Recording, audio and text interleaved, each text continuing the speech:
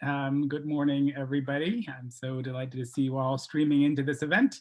We're really excited for this latest edition of our Leaders in Diversity and Inclusion, the speaker series that we've been running for a few months. We are incredibly lucky today to have Shareka Nelson, our very distinguished guest, and I'd like to just offer introduction before we kick off. So with over 20 years of experience in human resources, specifically talent acquisition and diversity and inclusion, Shareka Nelson is a seasoned leader with a unique ability to translate business goals into people strategy. Her work focuses on driving for innovation through creating organizations that reflect the different perspectives and communities of the world while actively working to be inclusive and equitable. She has led talent organizations for several global Fortune 500 organizations and is recognized as a results-oriented thought leader in diversity, inclusion, senior leadership coaching, employment engagement, and analytics. Sharika recently joined Coursera as the organization's first global head of diversity, inclusion, and belonging.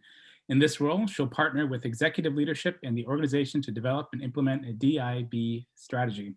She'll also work to integrate DIB practices into business goals and product evolution. Previously, she led diversity, equity, and inclusion at MailChimp.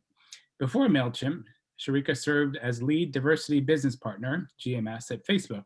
She was responsible for the global marketing solutions organization and served as the first point of contact for diversity and inclusion for the GMS organization. Sharika also served as the global director for diversity programs at Groupon. In this role, she was responsible for leading global diversity attraction, selection, and retention strategies. She's also led and executed people strategies for PG&E, the head of recruiting delivery, gas operations, shared services, and corporate.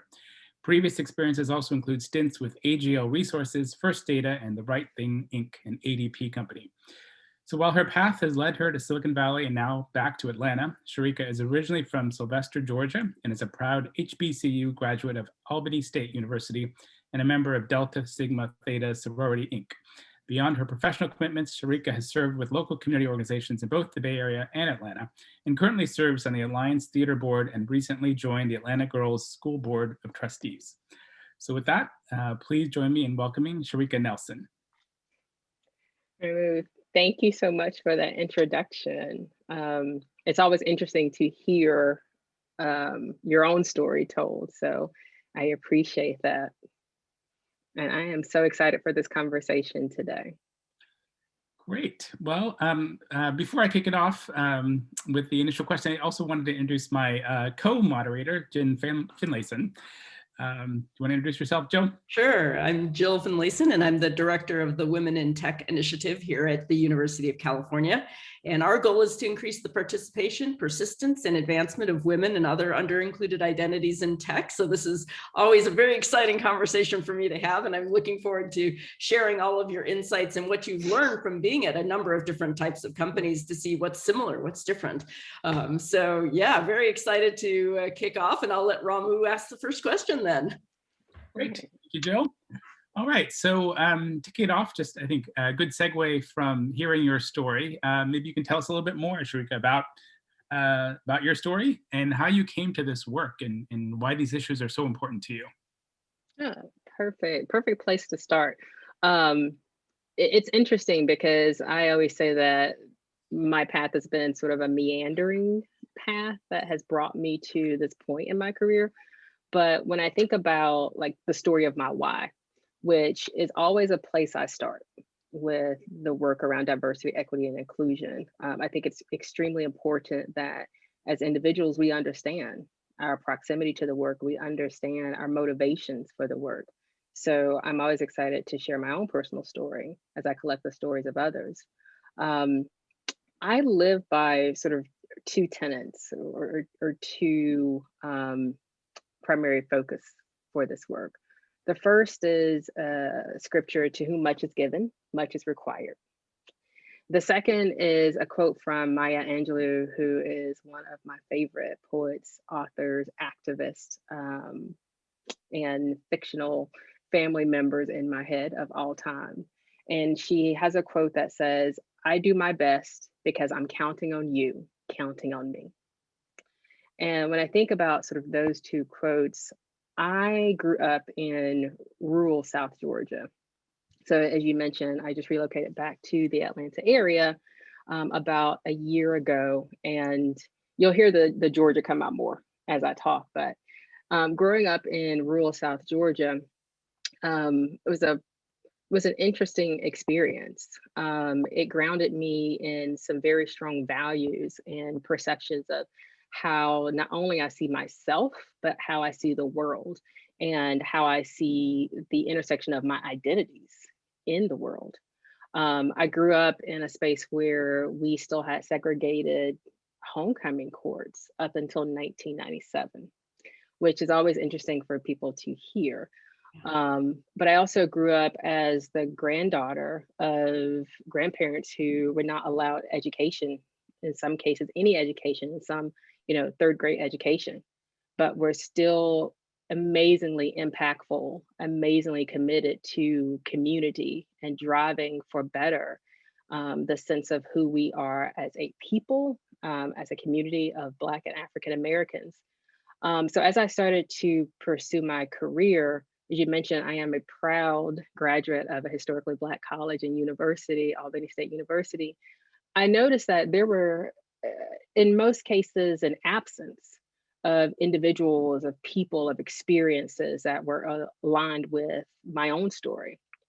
So again, going back to that core value of to whom much is given, much is required, as I continued to gain access, as I continued to experience certain levels of privilege and connection to tables of power and influence, I was sure to make sure that as I was entering the space, that I was also leaving the door open for other people to join in those spaces, that I was focusing on creating access, creating an understanding of the value of different perspectives and backgrounds that brings to an organization, that brings to innovation and problem solving. So I started my career as a recruiter. So I always say, like, I started or cut my teeth building talent strategy and building connection to HBCUs, Hispanic Serving Institutes, tribe schools, to influence talent pipelines and to bring a diverse slate of candidates to my hiring managers and hiring partners. And then I sort of evolved and noticed the opportunity to influence the strategy to drive that work and make it more than just one dimensional of the job opportunities or career opportunities that I was touching, but I rose into leadership positions and really started to ensure that I focused on organizational and systemic change, and creating influence not only by focusing one person at a time, but focusing on the systems that individuals were driving, the behaviors and the business decisions that were leading to the absence or to the lack of for some organizations. So moving from focusing on talent acquisition to focusing more on the cultural and systemic work, like with many organizations, if you volunteer for more work, they have no problem with allowing you to sort of enjoy that space. So as I continue to focus on growing my career, I also focused on deepening my skill set and focusing on retention strategy and focusing on employee engagement strategy. And that led me across, different industries and into the tech space, which I'm currently working. So as I said, my path has been a meandering path, but it's always focused on those tenets of belief, of giving back and ensuring that in spaces where I may be an only or the first, that I'm not the last to enter in those spaces. And really ensuring that this work is focused on the systems in addition to focusing on people, because I feel like that's where change really can become deeply rooted in an organization, and it becomes part of just the business of the organization. As I like to say, you move from DE&I being an add-on to DE&I being just part of your organization's DNA. I love that. DEI as part of your DNA is awesome. I think that that's, really critical. And I think a couple of things that you said really resonated with me. One, your shift to focus on retention, because, a lot of times when people think about this work, they're only thinking about recruitment. So I think that that's a really interesting shift. And then you mentioned a couple of words. You mentioned systems, behaviors, business decisions. I think we should probably take a moment and sort of level set. Can you sort of define some terms and explain to us what the work really is? Yeah, that's a great question, Jill. I think a lot of times when we think about work in this space, we focus a lot on the view from sort of like social justice and activism, which is a really strong part of the work. However, I also believe when we think about sort of this as a change management or like the paradigm of change for an organization, it starts with really focusing on understanding, awareness, education. What do we know as individuals and what do we know as a collective? So how do we create sort of common terms and definitions? Because in an organization, I may define inclusion one way and I ask 10 people and I get 10 different definitions of what inclusion could mean or would mean for an organization. So how do you set sort of a baseline understanding and knowledge for an organization? And then I move to defining behaviors. Like, what is the difference? How do we need people to show up for and with each other? What do we need to focus on so that as we build strategy, we build talent pipelines to bring in representative talent, that once talent is within an organization, that we're entering into spaces and into cultures that are set up to provide respect, to provide empowerment for the different voices and experiences and the way I approach problem solving and the way I bring innovation to an organization. And then moving from the behaviors to the business decisions. So sort of like once I know, then how I behave, and then how do I make business decisions? And when I think about business decisions, I think about it from the entire life cycle for an employee within an organization. So if you think about from the moment you engage with sort of a brand or an organization, like the attraction strategy for an organization, where do we show up? How do we connect to communities, to understand those communities, to show a consistent pattern of support and commitment to those communities? Then how am I assessed as a candidate or applicant for an organization, to my onboarding experience, to how I'm promoted, how I'm developed within an organization, all the way to maybe my exit for an organization, like all of those different sort of moments that matter on the employee life cycle, and how the business decisions and the processes and the systems that support those moments that matter, how those connect to an equitable experience. So that's sort of for me where the E comes into place with this work. And then I sort of get to the data, right? And now I believe in building strategy and building work in a very sort of data grounded perspective. But the measurement and the data is sort of, for me, at the end of the story. We have all of this foundational work, all of this system work, all of this individual work that goes into place so that we can start to see the percentage increases or in cases decreases for the work. So that's sort of how I think about it. How do we educate? How do we define better behaviors? How do we define better business decisions? And then what are we measuring? How do we really show the story of the work? Awesome. I'll let Ramu go. Sure. So maybe an opportunity to expand on some of the great things you've already told us about sort of systems and definitions. So you're new to Coursera, you just joined. So what vision did you bring, that compelled Coursera to hire you? That's a really good question. I probably should have asked some people in advance of this conversation. So I'm giving sort of real life experiences versus what I perceive. But when I think about Coursera and the impact and the mission for the organization, like we are a global online learning platform, and our mission is to offer education, access to education to anyone and anywhere. That whole concept to me speaks to like a core opportunity to drive diversity, equity, and inclusion for individuals, for organizations.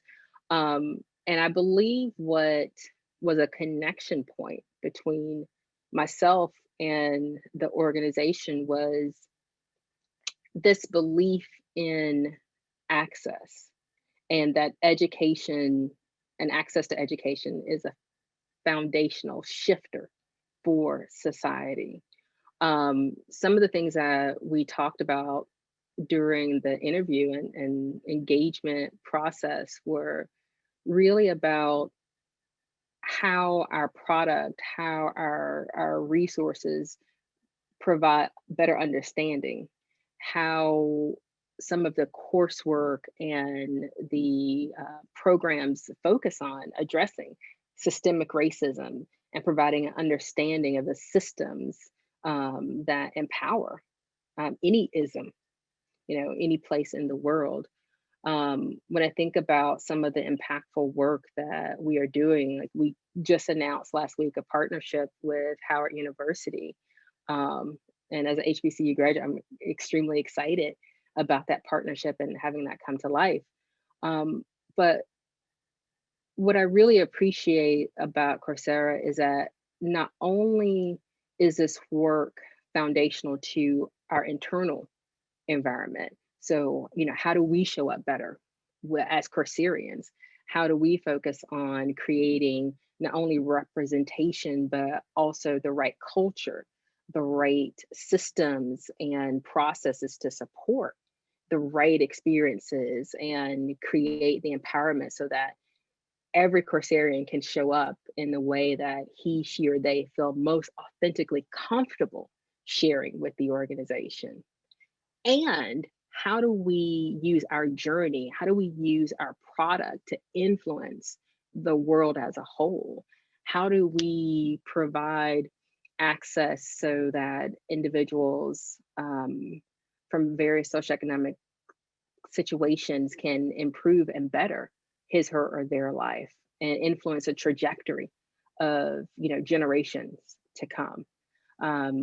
During 2020, there was a lot of investment in providing, in a lot of ways, free access to courses and the platform. There was a course focused on tracing COVID-19 that individuals had access to, and was one of the most used courses for individuals for career opportunities. But there's so much opportunity for influence that Coursera has, both internal to current Courserians, but also to the world as a whole. But I also appreciate the fact that we are being thoughtful about the journey, and that we are understanding that to be influencers and to be these change agents that we want to show up in the world, we have to get it better inside the organization.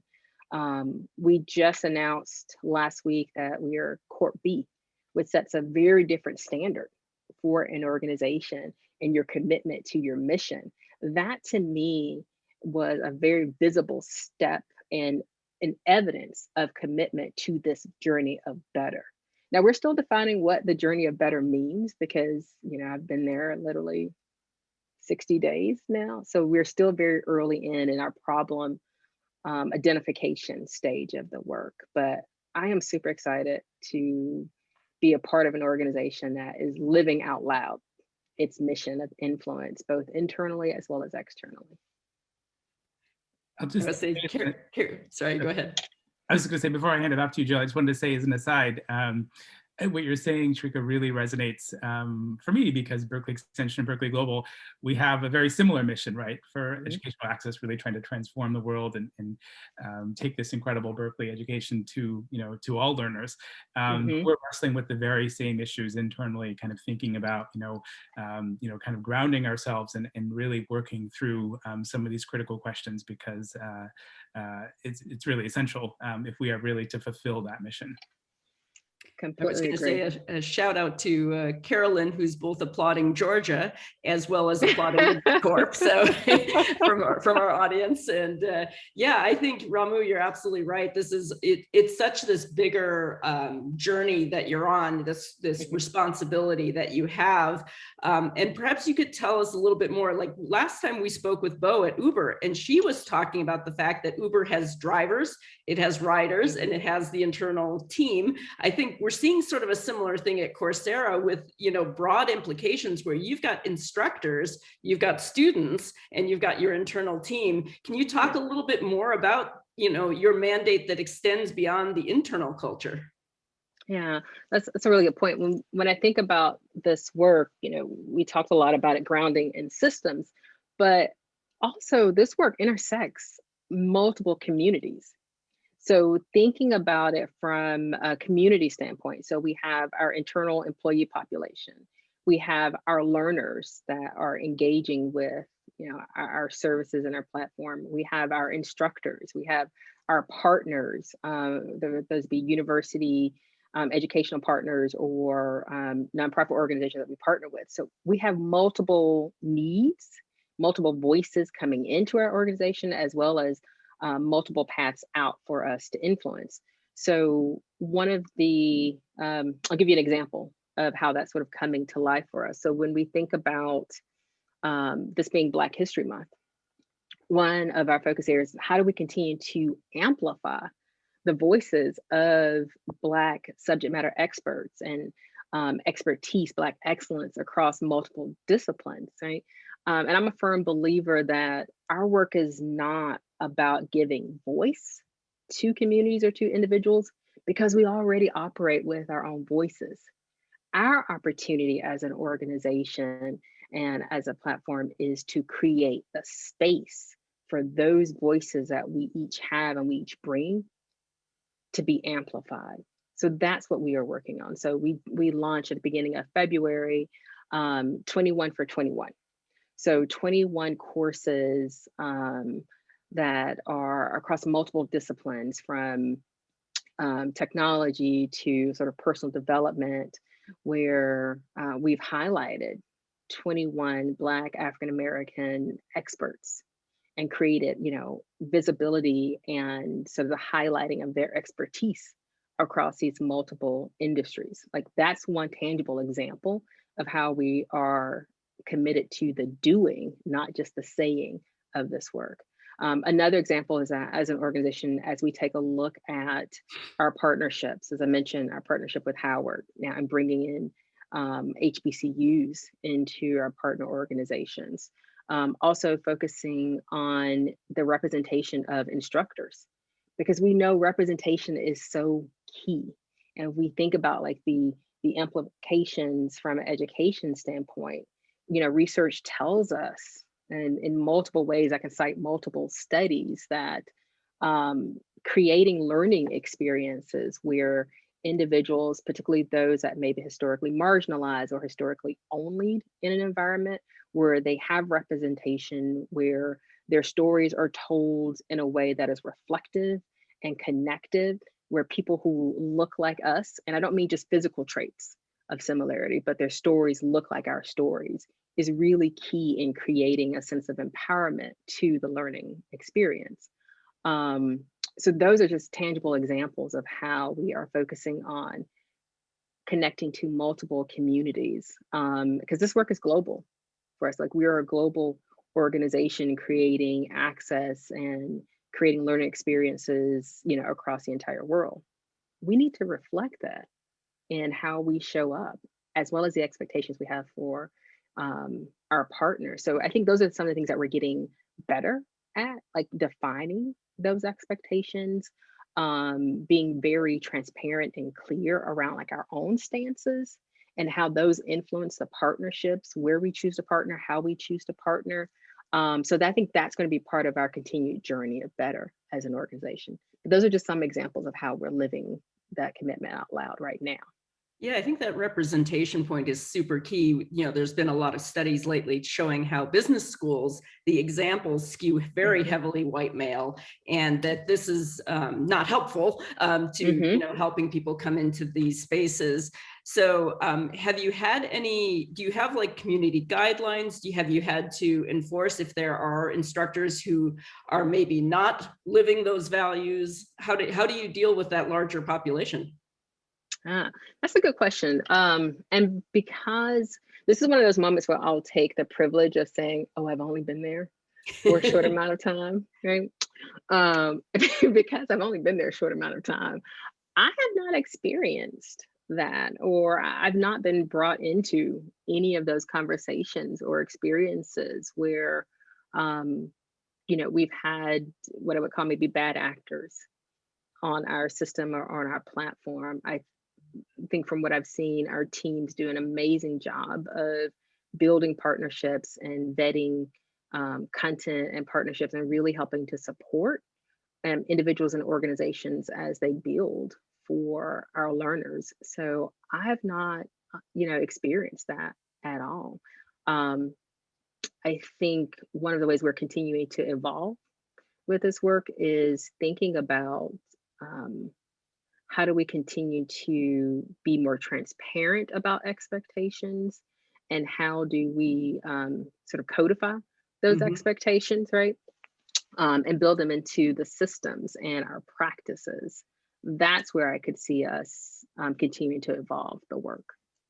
And just to build on your point about the global nature of Coursera, I just wanted to follow up on that, because obviously you have learners around the globe. This is really about access to education wherever, whenever, wherever you Anywhere, are. everywhere. And so, you know, what does it take to build a culture of inclusivity with that kind of global nuance? Yeah. So I think the couple steps that come into play there. One is, I mentioned earlier, like starting with the data, like really sort of seeking to understand the landscape, like where we are, who we are influencing, what is the representation of our different community members look like, feel like, live like, as I like to say, and understanding that, right? Like any data or insights that we have from there. And then from there, thinking about it from the standpoint, I like to say like a three-legged stool of the people, process, and passions. So understanding the people, like the lived experiences, what is motivating individuals, right? Because we know it's human nature to sort of self-protect, right? So when we think about understanding people, how do we understand how to move people away sometimes from self-protection to sort of the community well-being, or what's best for community as a large? The second point, we think about like our processes. So, you know, what are our systems? Really being clear and understanding where our systems are, some of the inequities or equities that our system is creating, and how do we duplicate or how do we mitigate for those? And then thirdly, understanding the passion. And when I say passion, you know, typically people are really excited about this work. And, you know, when I join an organization, one of the things that I hear all the time is, oh my gosh, we're so excited that you're here within the organization.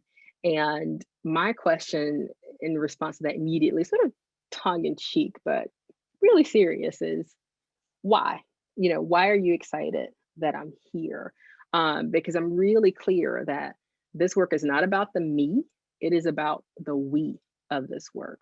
So really understanding like the organizational readiness, the orientation around change, because a lot of focus can be around like, what are we adding to the organization? Thinking about, you know, representation and how do we add differences and add different perspectives to the organization. But sometimes we forget that there's another part of sort of the math equation, and that is what we have to remove from the organization. Like, what are the things that we are willing to give up? What are the privileges that we are willing to diminish as an organization so that we really can ensure that our practices, our systems, our product are all reflective of, the global needs of our different community members. So that's how sort of I approach it, because if you start the conversation with a focus on answering sort of for the global needs without really understanding who you are as an organization, who makes up your global community, you can be solving in a vacuum. And there can be a strong disconnect from what the true needs are, who you are as an organization, and what you're willing to do to be able to sort of bridge that gap. Does that help, Jill? Because I think I meandered there a little bit with Yeah, no, I think that absolutely kind of covers like how you have to build the systems into it, and you have to kind of break it down into these pieces that need to be addressed individually to get to the whole. Yeah, because sometimes this work can feel very ambiguous and very much the Southern saying here probably about like boiling the ocean in a lot of ways. So I think as DE&I practitioners, part of our remit and our work is how do you break the work down? How do you create change that is sustainable for an organization, that is digestible for an organization, at the same time scalable from a global perspective, and impactful for the communities that are experiencing what this, I like to say, sort of this discomfort in whether it's the people processes, whether it's the interaction with our platform or our systems, interaction with our content, whatever that discomfort is, that's where I'm looking to help solve. And it's my role as a practitioner to help create the accountability for the organization to actually do the work. Most diversity, equity, inclusion, whatever the organization may call it, teams are very small. And I think that is intentional because our role is to not do the work for the organization. Our role is to prepare the organization as individuals, as departments, and then as an enterprise to do the work. We're more so there to help sort of consult and be the air traffic control in some ways for the doing of the work. I like that shift from, focusing on being excited, I'm here, to let's be excited about what we're going to do together. Exactly. From me to we in this work, right? I love that formulation, from me to we. And I have sort of a related organizational question based on some of the things you've been talking about. So how does the C-suite support you? And I know you've only been Coursera for a little while, so you can refer to that experience or prior experiences at MailChimp or elsewhere. Yeah. One of my whys I chose Coursera was really grounded in conversations that I had like with Jeff, our CEO, and with Rich, our chief people officer, and who I report into. And there, we had some very real conversations about the work, about the organization's commitment, maturity, and just even personal stories and, motivation around this work. So that was a critical part of my decision making for why I chose Coursera at the same time they were choosing me. What I appreciate about my relationship with our E-team is that there is definitely a level of transparency and leadership vulnerability that they have shown around what we know, as well as what we do not know as an organization and as individuals. And I think starting from that place of establishing trust and establishing a brave space of vulnerability is really critical for this work. Because as a senior leadership for an organization, if you do not have the commitment, the buy-in, both as a professional, as a leader, but also as part of his, her, or their personal journey in this work, you can build the best strategy, you can have the best learning resources and tools, but it will not gain traction. And the reason I believe it will not gain traction is because the organization will not make that shift where DE&I strategy is just business strategy. It is just a part of how we are doing business. It is a part of the accountabilities that are being driven from the senior leadership throughout the organization. And even more importantly, it is a part of the behaviors that senior leadership themselves exhibit in how they operate and how they reward and recognize those behaviors throughout the organization, how they go about executing those moments that matter that we've talked about.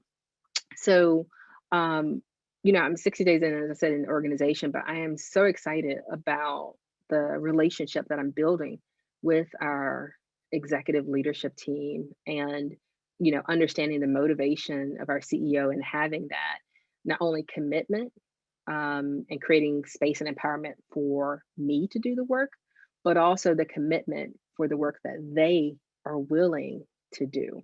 And I think that is part of my why for being at Coursera. So it's an extremely important part. And I think the last thing I would say about that is this work has to be bi-directionally, right? So it has to be coming from senior leadership into the organization, but it's also critical that, you know, frontline employees, individual contributors also feel empowered to have voice, to have sort of agency to drive for change in the organization.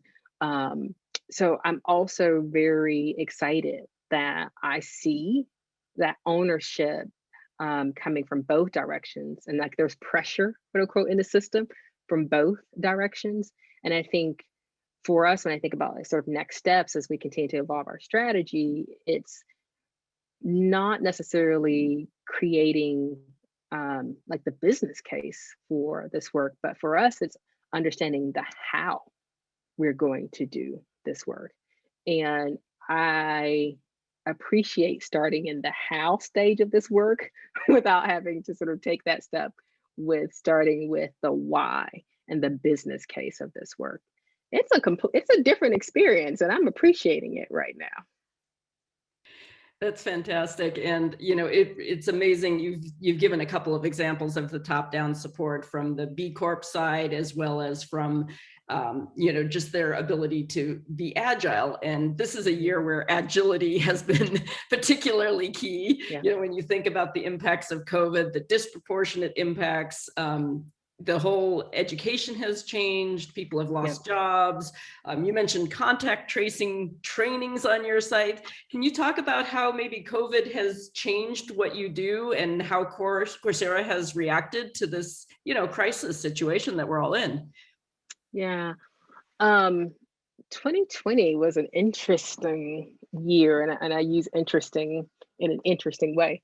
And when I talk about this work with other, you know, practitioners or peers in this space, one of the things that I continue to say is that what 2020 did for me was create more sort of a cautious optimism around the work.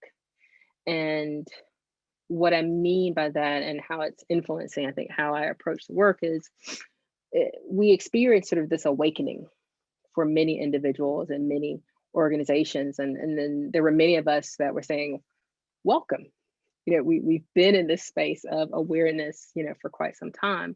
But because of this awakening that many individuals and organizations were having in response to, you know, racism and social justice issues and murders that were occurring here, primarily domestically in the US, Plus, I think with the global medical pandemic creating a different approach to, where we do our work, it has created a brand new conversation around like the future of work. And there are multiple layers and levels to that. One, I think about, for me, how do we as organizations create care for employees while still balancing, a focus on profit for an organization? That is a real conversation, right? Another thing that has influenced the way I think about work is, how do we build community in a really remote environment? Like, I personally have been onboarding in a remote environment, which is a really different experience.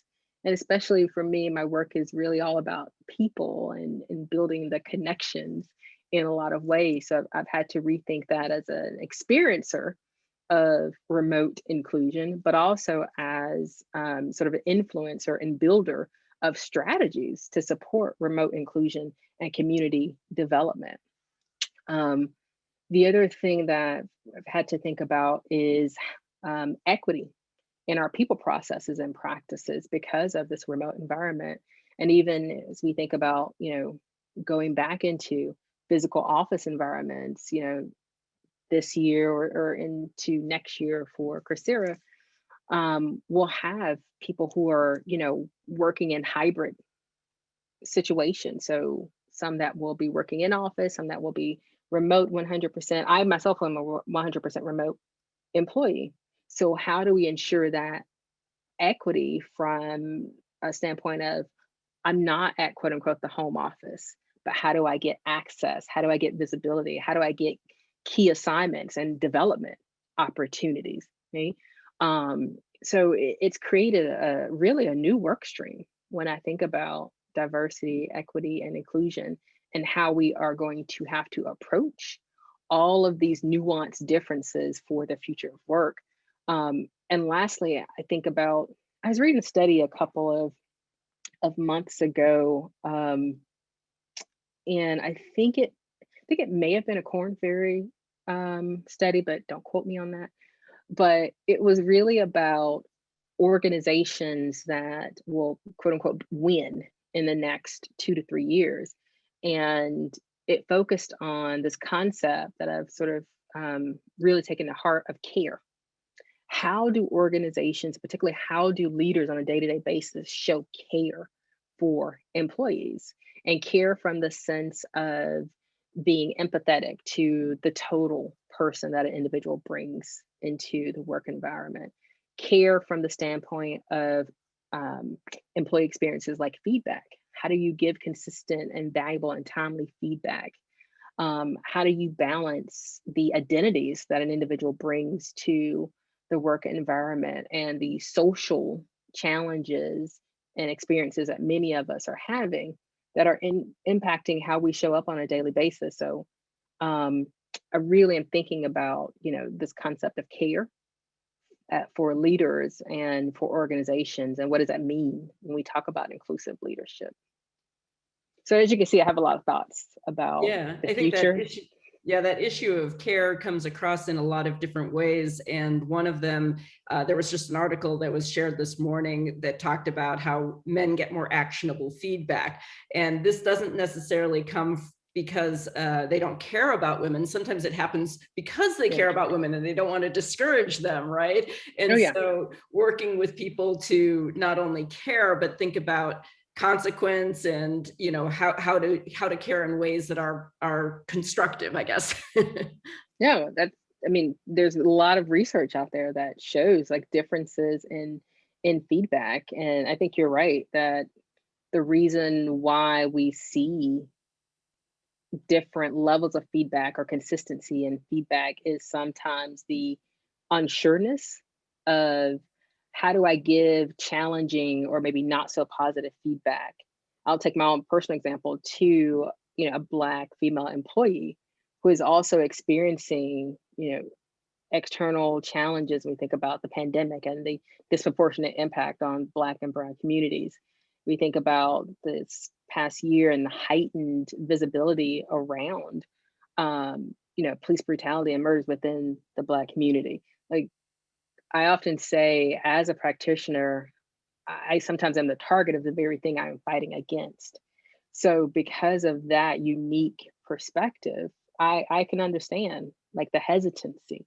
But I also say that part of this work is about disrupting and getting individuals and organizations to embrace the discomfort. That is what's going to really create change within individuals and systems and organizations. That's what's going to drive accountability, because far too often, those that have been comfortable for too long. We've been comfortable in systems, we've been comfortable in processes, we've been comfortable in conversations that encourage sort of normalization of certain voices, of certain representation, of certain views and approaches to work. That's what we have to disrupt to really get to change that is longstanding, that is systemic, that is impactful for all. Yeah, agreed. I think that idea that getting back to normal wasn't good for everybody at the time. And so what normal wasn't working. We really need this new normal or a better normal. Yeah. It's not about sort of repairing what was. I want to see us in a lot of ways, restructure, dismantle, and not just patch up older norms, because like you said, they were not working for many of us. But then again, I also believe that systems produce what they were designed to do. And because many systems were designed with inequity as part of the core foundation, these systems and practices were doing exactly what they were intended to do. So how do we create that awareness and come to sort of that reckoning as individuals, as organizations, even if you amplify this as society, and start to really work on dismantling and rebuilding there? Thank you.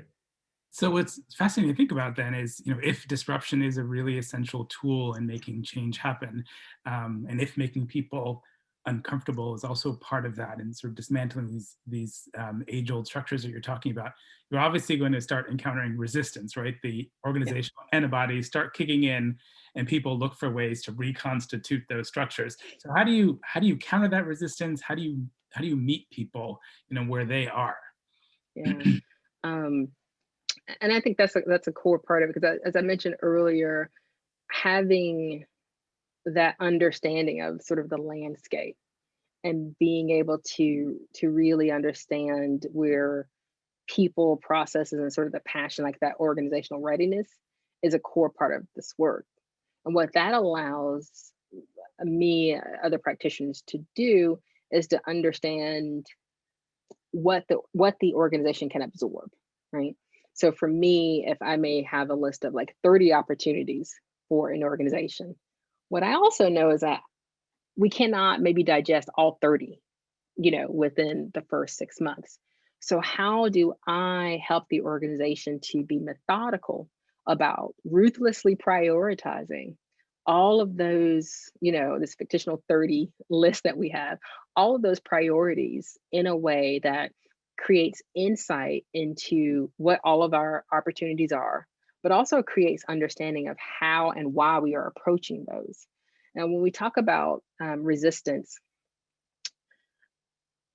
to change is a normal human reaction, right? And I think for me, I approach it with seeking to understand what is causing the resistance to change.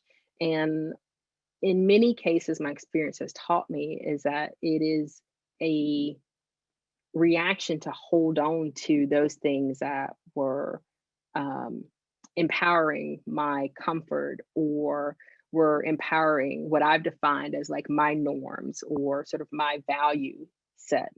So I'm very thoughtful to ensure that I meet people where they are, but I also don't leave them there. And the journey of not leaving people there is to create what I call like personal aha moments for individuals. It's not my job to show up every day and focus on changing individuals or trying to rewire value systems that, were ingrained with us. As we know, data tells us before the age of 7, we are sort of wired or predispositioned with our perceptions and our thoughts around social norms as it relates to like gender and race, ethnicity as just sort of two dimensions of identity. But my work is to create experiences and to create opportunities for proximity to differences so that you as an individual can create or rewire have your own aha moments. And then my work is to partner with those individuals or with those teams to help define the journey to the better. So again, going back to once you know different, once you know better, then you seek to behave in a different way.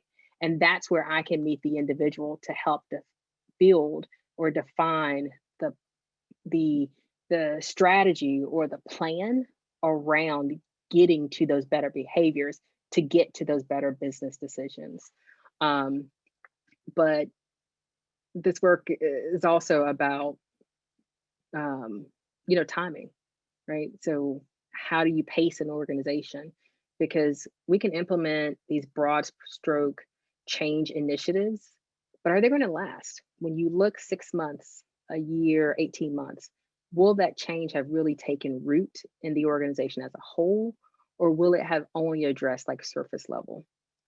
And I know for many of us in the conversations that we've had, and for other practitioners, we're looking for the long game here, right? So you think about the short, as I call like the Band-Aid fixes that you can focus on, but consistently building for the mid and the long range solutions. That's really where the magic is going to happen as organizations. So I want to make sure we pay attention to the great questions that are coming in through our audience. So let's go to Lorena, who asks, what is the process by which Coursera selects the course subjects and who teaches them? Is the organization participating in closing the digital tech gap in any way? That is a good question. All right, this is again one of those where I can say I'm new to an organization. So we do have a very, very well vetted process and practice around building our partnerships. We are focused on connecting to sort of and providing access to the best content, from a global perspective.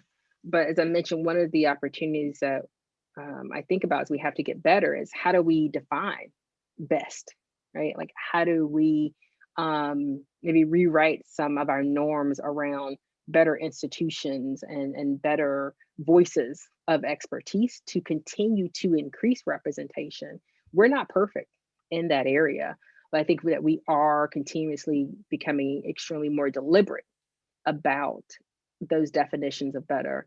As I mentioned, our partnership with Howard is just one step towards increasing representation from historically Black colleges and universities. When I think about how do we utilize like our employee resource groups to help to almost like internal crowdsource for different voices or experiences that may not be represented in the room currently. Those are the sort of tangible tactics that we are exploring to ensure that we have the best product that is representative of as many different experiences as possible. Are we perfect in it? No. But are we committed to being better? Yes. Thank you. All right, another question from our audience, as is Carolyn, who asks, how was the foundation laid to begin living out loud internally and externally, and what were some of the challenges you faced? When I think about the living out loud for our organization, what I really tie that to is some of the work that we've done around like our values and the kind of cultural norms for the organization. We just went through an internal process of really focusing on like defining our values and kind of updating our values. And one of our values is lead with love. And really sort of taking that as a concept and drawing out like what are the experiences that support that? What are the norms that we are defining to support that?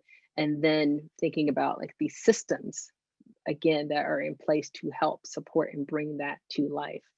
I think that has been one of the levers that we are pulling to help bring to life the living out loud.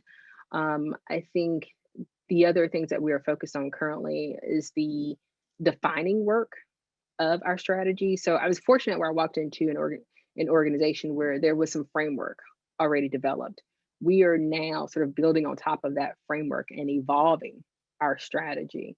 So the commitment to strategy development and strategy deployment and operationalizing, I think, is also another key component to sort of live this out loud. And then thirdly, I think what we are focusing on is the accountability that goes into place, right? So as I said earlier, you can develop a fancy strategy and there's beautiful tools and resources, but if they are not brought to life, you just have a fancy slide deck at the end of the day. So driving the accountability and for me, making sure that every single Courserian can see her, him, or themselves in the strategy, understand that story of why this work is important, and understand how he, she, or they have the accountability as well as the opportunity to drive for change in the organization. Those are sort of the three things I think about when I think about living out loud this work. Doug Johnston, who has to drop momentarily, asks, do you differentiate diversity for prominent attributes like gender, nation of origin, or other diversities such as experiences, education, lifestyles? If so, how do you address them together or separately? So this is where I give one of those vaguely specific responses and I say yes and. So when I think about the dimensions that Doug mentioned, we are building strategy that is holistic, of trying to focus on multiple dimensions, and connecting this to Kimberly Crenshaw's work around like intersectionality. So if we're building programs, and I'll take my own lived experience, if I'm building programs that are focused on women, also understanding that there is a difference or sort of a nuanced experience as a Black woman within the community of women. So how do I ensure that my programming is focusing on the multiple intersections and the multiple needs of communities, while at the same time ensuring that we are creating initiatives and programming that can scale from a global standpoint. So that's why like my answer is a yes and. Yes, we are focusing on sort of collective programming and initiatives and resourcing, and also understanding the importance of the nuanced experience within those larger communities.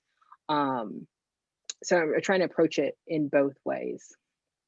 Yeah, I agree. I think it's very challenging, but it's so important to really think about the intersectionality that, addressing women's concerns isn't addressing a Latinx woman's concerns. They may have very different concerns, and being aware and also allowing for more custom programming, I think is an important piece of your approach. So it's great to hear that. Let's see, go to our questions.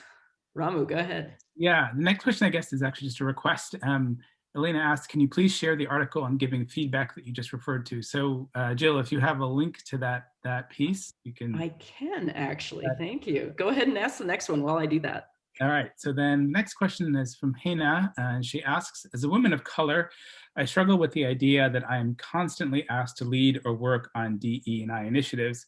While I am keen to support the cause, I'm also keen to focus on my profession and feel that I constantly keep getting distracted by these initiatives what would be your suggestion to deal with such a situation?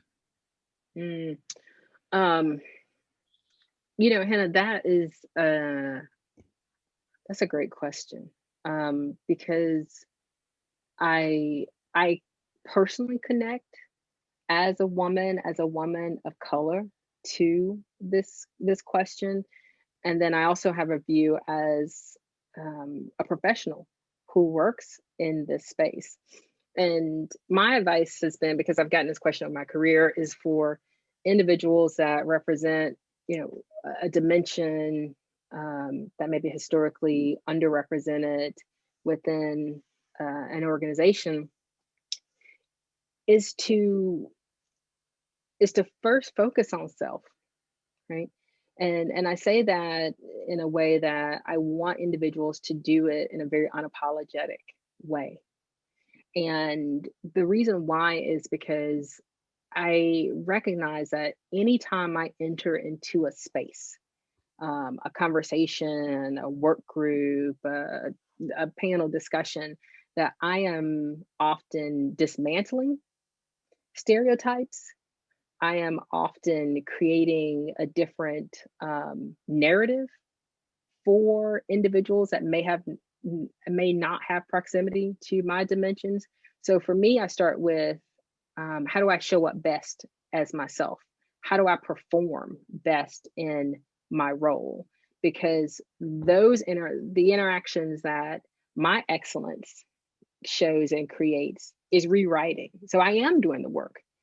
Every time you walk into a room, you are doing the work of, increasing understanding or dismantling biases or stereotypes. So you don't have to choose. Show up in your excellence and in whatever way you feel most comfortable sharing with the organization, and you are in fact doing the work, right? And I would also say that being very transparent with your organization around what I call some of the extra taxes that being an only or one or few that you pay within an organization as it relates to diversity, equity, and inclusion work. Be very transparent with the organization about the experience that it is creating for you. I've had experience in the past where we had engineers who were being pulled from code because they were the only, Black or Hispanic, Latinx employee, but we wanted them to attend a conference or to attend a recruiting event, but then they had a decreased amount of time to spend on their coding. So one ways that we could approach that is, one, creating the awareness about the fact that I am supporting this recruiting event is impactful work. It should be showing up in my performance review. It should be showing up in my goals. The organization should be creating norms that support. So I don't have to choose between spending time coding, for in this example, or spending time supporting recruiting initiatives or retention initiatives. Both are part of my job as a part of the organization, right?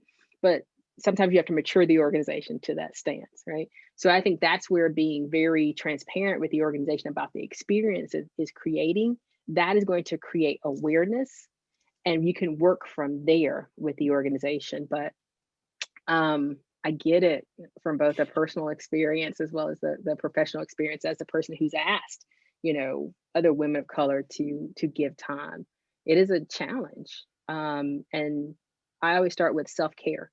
Take care of yourself as an individual and where you are feeling comfortable giving your time and talent, how you show up excellent in your role. And then how do you get the organization to understand it as a yes and conversation? And the work that you do as an advocate or as a champion in this space is just as impactful as the work that you're doing, writing code or financial ledger work or comms work. It's just as important if this organization is really committed to making change. Yeah, I know that was sort of a long-winded answer, but as you can see, I feel passionate about that. A big plus one to include, valuing the contributions like mentoring, attending these recruiting events, being on an interview panel, contributing to an ERG, like those things should count toward your performance evaluation, right? They should be things that should count toward advancement. And I think that that's something where it isn't necessarily the case. Just sort of following on that, maybe you can just give a little more color to, in carrying out this essential work in the workplace, what advice would you give to ensure that one does not become burnt out or fatigued? Oh, that's a good question. I think that's what people always say as they are buying themselves time to think of a response to a question. And what 2020 really taught me was the importance of self-care in a way that I had not experienced probably previously. As I said earlier, often the things that I am trying to change, or in some cases fighting against, are also the things that I am a target or I have a personal experience with. So self-care is extremely important. I think as an individual, making sure you have understanding of the resources that your organization provides as it relates to mental health. And I think it's extremely critical that we continue to, destigmatize self-care and mental health care within organizations and normalize it as a part of our practice for well-being for employees. So that's one thing I would say. I think the other thing I would say is it is okay to say no. My older sister often says that no is a complete sentence. And there are going to be times where you have to say no so that you can say yes to something else in the future that is going to serve both you as an individual, as well as the initiatives around diversity, equity, and inclusion, and the organization as a whole. So understand that sometimes no is okay so that you can say yes at a later date. I think it's also important to continue to have those transparent conversations with your organization, whether it's your HR team, your diversity and inclusion, or diversity, equity, and inclusion teams, around the experiences that you're having. We cannot develop the better solutions and create the better resources for individuals if we do not know the impact of the work, or we do not know the experiences that people are having. So how do you find those trusted individuals where you can have those brave conversations to say, this isn't working for me, for us, for communities, so that we can reshape to create the better experience for you. But I start with self-care is so critical. Normalize using your mental health resources. Normalize using your voices to share the experiences that programs or initiatives are creating for you. Normalize expectations for the organization through partnerships with your leadership chain, with human resources, your DEI team. But there's a real thing around like compassion fatigue. And I encourage people to do some research on compassion fatigue. And I think many of us have experienced it over the past year, right? So there are times where I've had to say no because it was saying yes to myself. Thanks. Okay, got a couple more audience questions and about 5 minutes left. So anonymous person in the audience asks, how do we ensure that conversations surrounding D&I do not just become trends or buzzwords? I am really deliberate, and I guess I get annoyed. I guess it's probably the best word for it with performance around this work, right?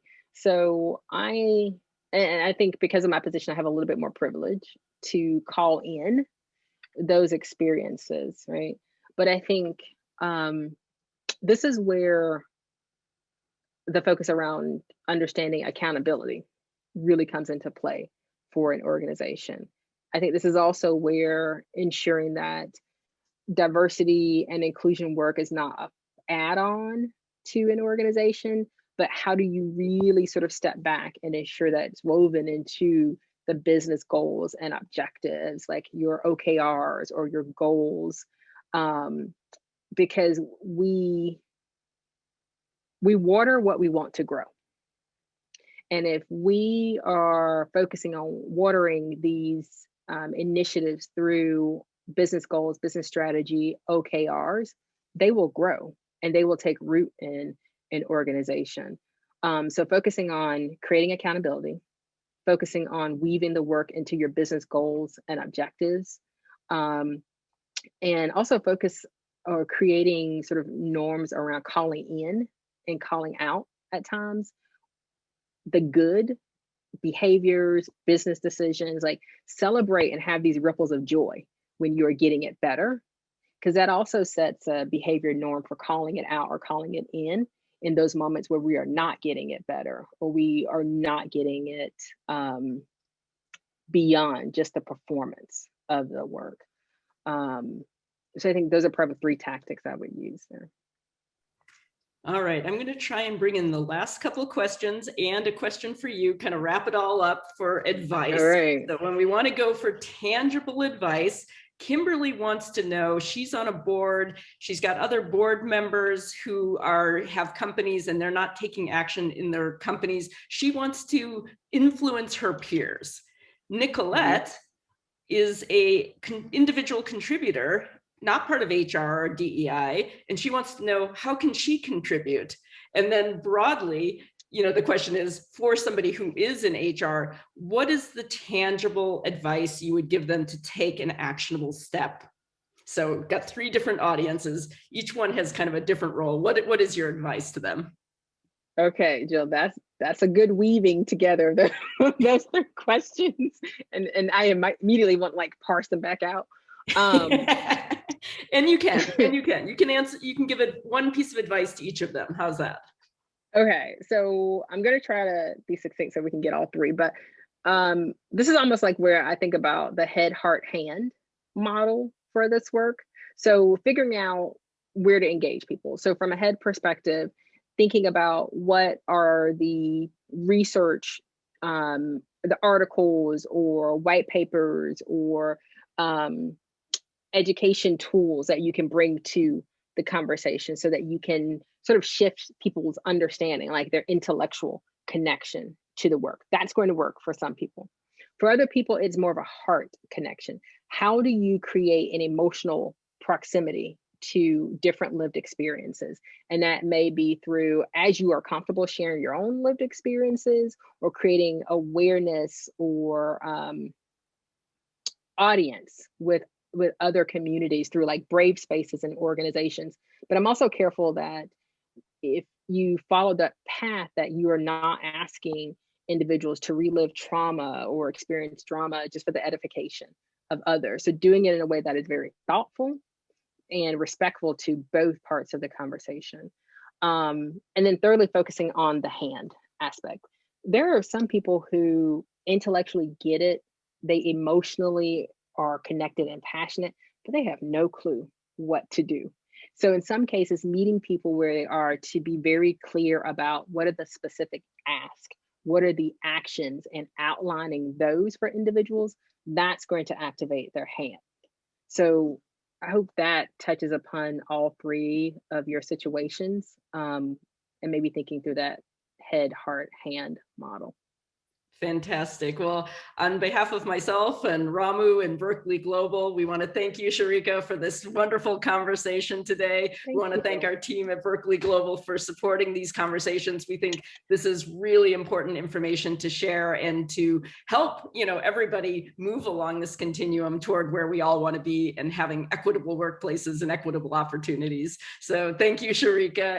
Any last words you want to share for us?